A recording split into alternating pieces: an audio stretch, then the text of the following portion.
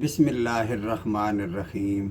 अस्सलामु अलैकुम वरहमतुल्लाहि वबरकातुहू।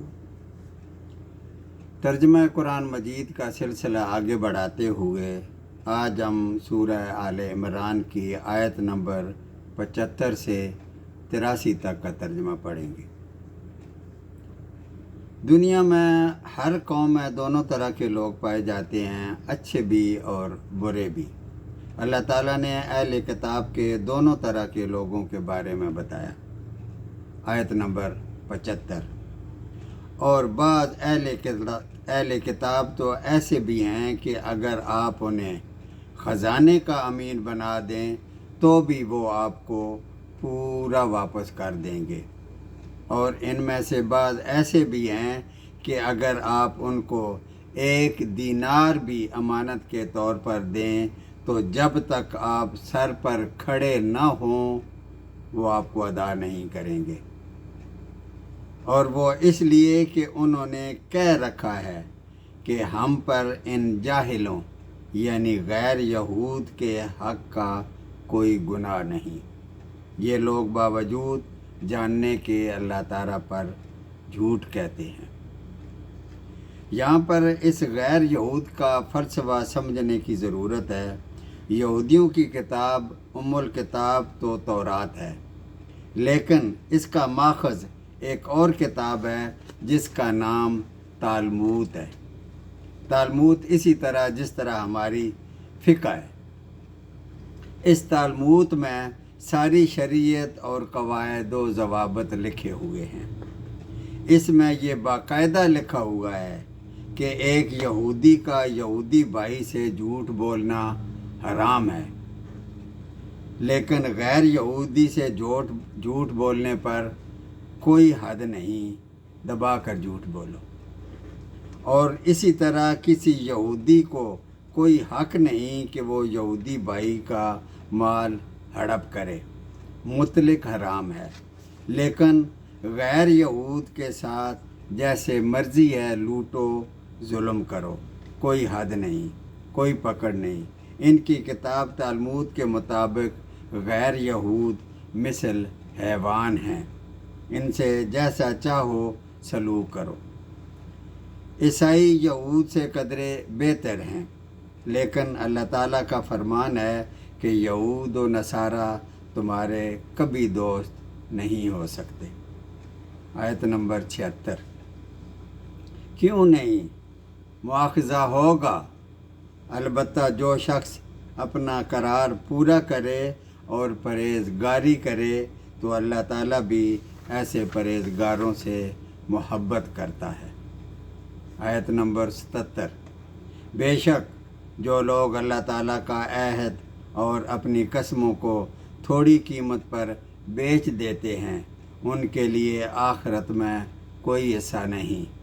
अल्लाह ताला क़यामत के दिन न उनसे बात करेगा, न उनकी तरफ देखेगा और न उनको पाक करेगा, और उनके लिए दर्दनाक अज़ाब है। और यकीनन आयत नंबर 78। और यकीनन इनमें से एक गिरोह ऐसा भी है जो किताब पढ़ते वक़्त अपनी ज़बान को मरोड़ता है ताकि सुनने वाला इसे किताब की इबारत ही समझे, हालांकि दरअसल वो किताब में से नहीं। और ये कहते हैं कि ये अल्लाह ताला की तरफ से है, दरअसल वो अल्लाह ताला की तरफ से नहीं होता, बल्कि उन्होंने ख़ुद लिखा होता है और वो तो जानबूझकर अल्लाह ताला पर झूठ बोलते हैं। और ये आम तौर पर उस वक़्त होता था जब कोई फतवा लेने के लिए, कोई मसले मसाइल पूछने के लिए जाता तो उसको गलत मलत करके बताते कि ये अल्लाह ताला की तरफ से है और इसी तरह लिखा हुआ है।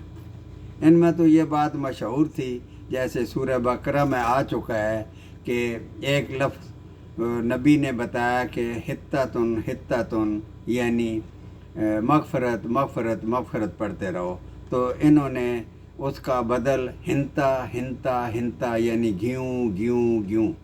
जब कोई पूछता कि ये क्या कह रहे हो, नहीं मैं तो हित्ता तो नहीं कह रहा हूँ, یہ تو آپ نے سنا اس طرح ہے۔ اسی طرح ایک اور تھا کہ آتینا سمعنا و آتینا، کہ ہم نے سنا آپ کو اور اس کی اطاعت کی۔ تو انہوں نے دوسرا لفظ گاڑ لیا کہ سمعنا و عصینا، یعنی سنا اور انسنا کر دیا۔ تو یہ ان میں یہود میں یہ پرانی عادت تھی۔ آگے چلتے ہیں آیت نمبر 79۔ کسی انسان کے شیان شان نہیں کہ اللہ تعالیٰ جسے کتاب دی ہو اور حکمت اور نبوت دی ہو، وہ لوگوں سے کہے کہ تم اللہ تعالیٰ کو چھوڑ کر میرے بندے بن جاؤ اور مجھے رب مانو، بلکہ وہ تو کہے گا کہ تم سب رب کے ہو جاؤ۔ یہ روئے سخن عیسائیوں کی طرف ہے کہ انہوں نے حضرت عیسیٰ علیہ السلام کو رب بنا لیا تھا۔ اللہ تعالیٰ فرما رہے ہیں کہ حضرت عیسیٰ تو ایسا ہرگز نہیں کہیں گے کہ مجھے اپنا رب بنا لو۔ آیت نمبر 80۔ اور یہ نہیں ہو سکتا کہ وہ تمہیں فرشتوں اور نبیوں کو رب بنا لینے کا حکم کرے۔ کیا وہ تمہارے مسلمان ہونے کے بعد بھی تمہیں کفر کا حکم دے گا؟ مشرکین مکہ نے فرشتوں کو رب بنا لیا تھا۔